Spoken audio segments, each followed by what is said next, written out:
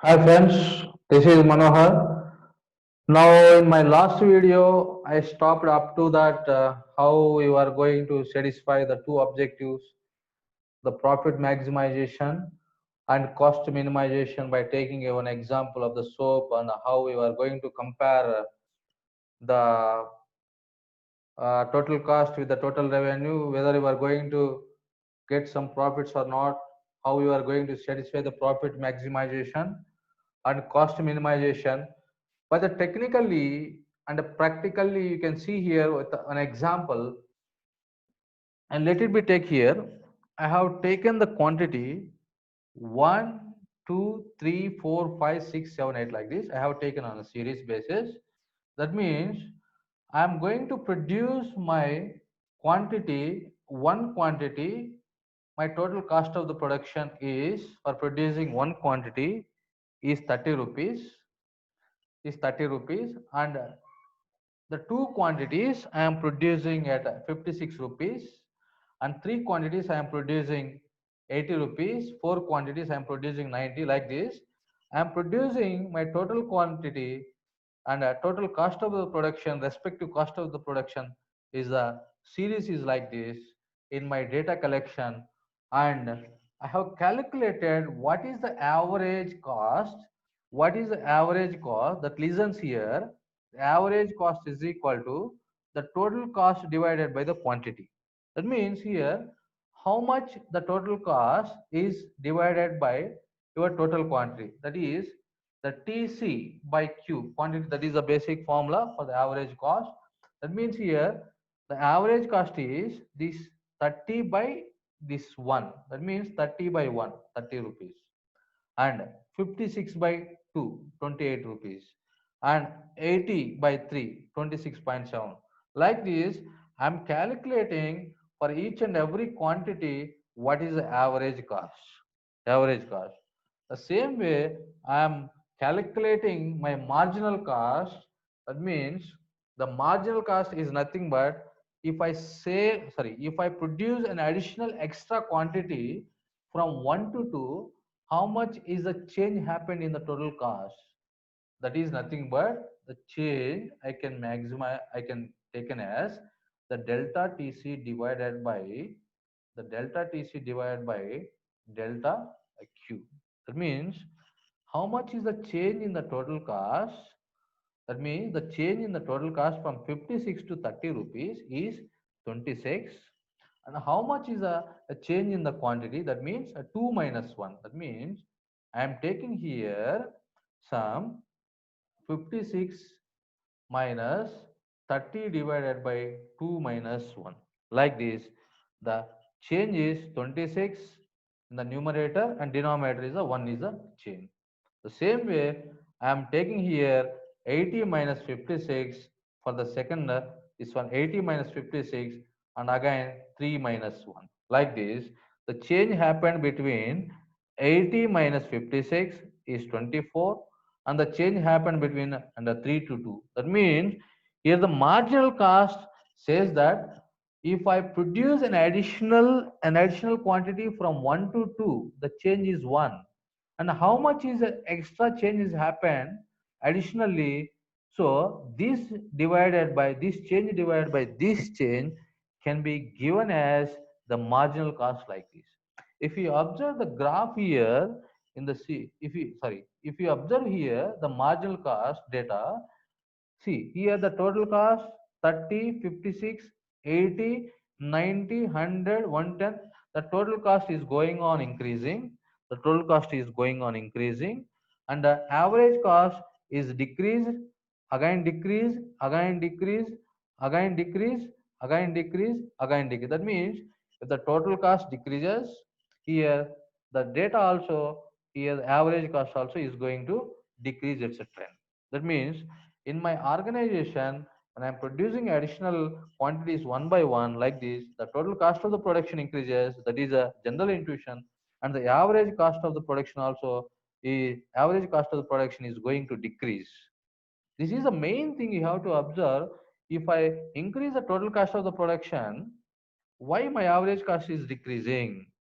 So Why means if you produce a single quantity, the cost is more. If I produce a lumps of the quantity more and more, what happens generally? So if you produce more and more quantity, the averagely, the each cost of the product ultimately it is decreases. The same thing is happening here.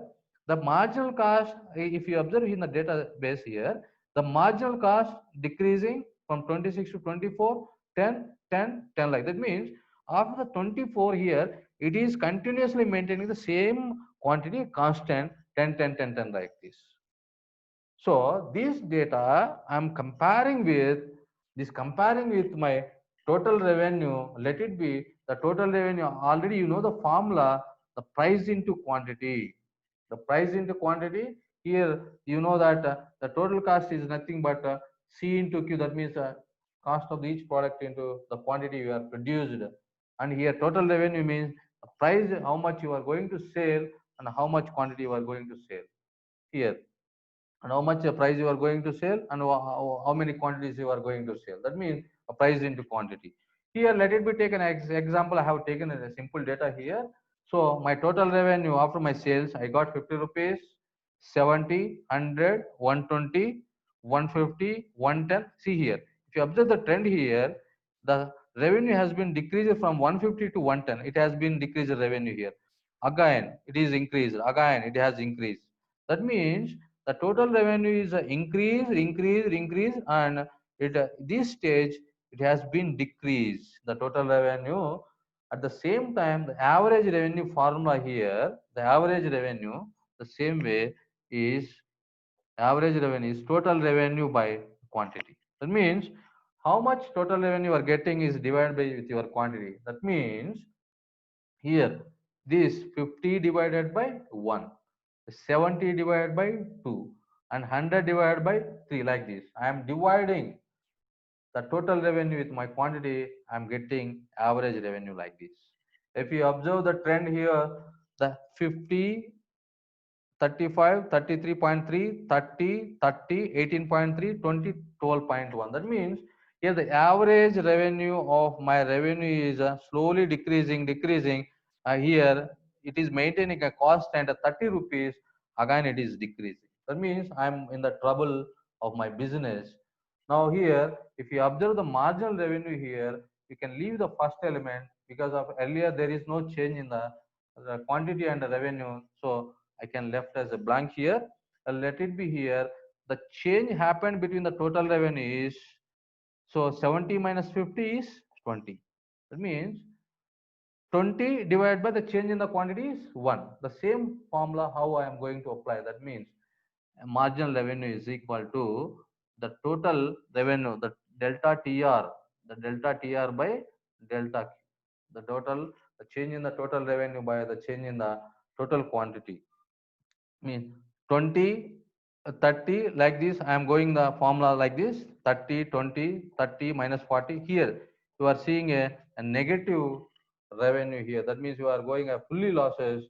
Here the revenue totally the marginal revenue, my revenue is increasing. Again it is somewhat decrease. Again it's better, and again it is a negative. Again increase better. Again totally is going to be losses. That means by seeing this graph, finally so which element I have to pick to my condition, then how I am going to, whether I am going in the profit maximization or and how I am going to satisfy the cost minimization.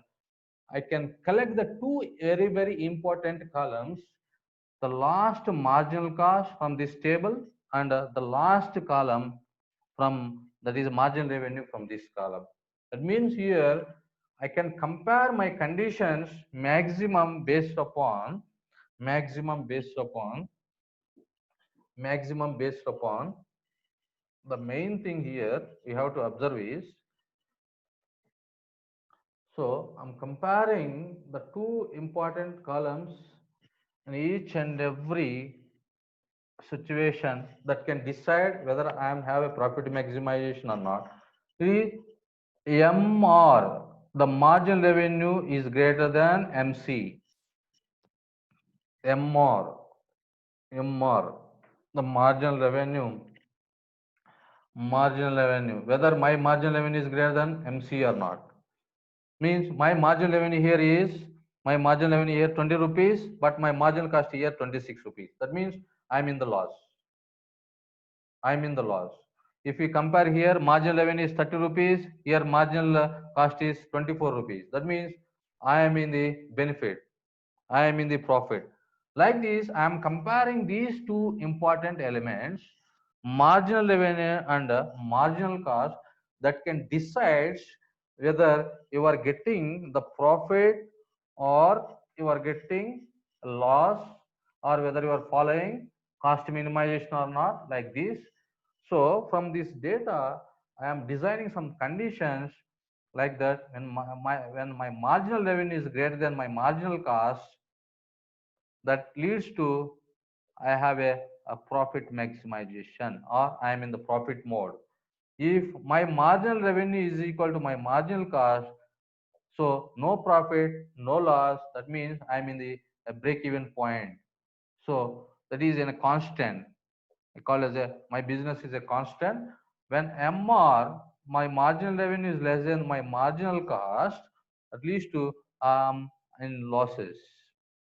These three conditions, these three conditions will tell you how you are going to run the business, and in what is the situation your business is there, and you will understand the background of the business, your strength of the business, and your weakness of the business. By comparing, you can map to this, to my Python code or my any programming language, that can decide after analyzing the data, and it will produce as output in each and every trend of the a quarterly or maybe half yearly or finally, and it will tell the status of my organization. This is how I am going to understand the business understanding phase with this example. So if I am making the condition like this, if my marginal revenue is greater than marginal cost, that means my revenue is more than my marginal cost, that means I am in the profit mode. If my marginal revenue is equal to my marginal cost, both are equal, that means I am no profit, no loss. My business is going in the standard way, and my marginal revenue less than my marginal cost, and I am in the losses. So this indicates you are the better understanding of the business understanding. And in my next video, I will plot the graphs with the same example for these elements. Thank you very much. Thank you.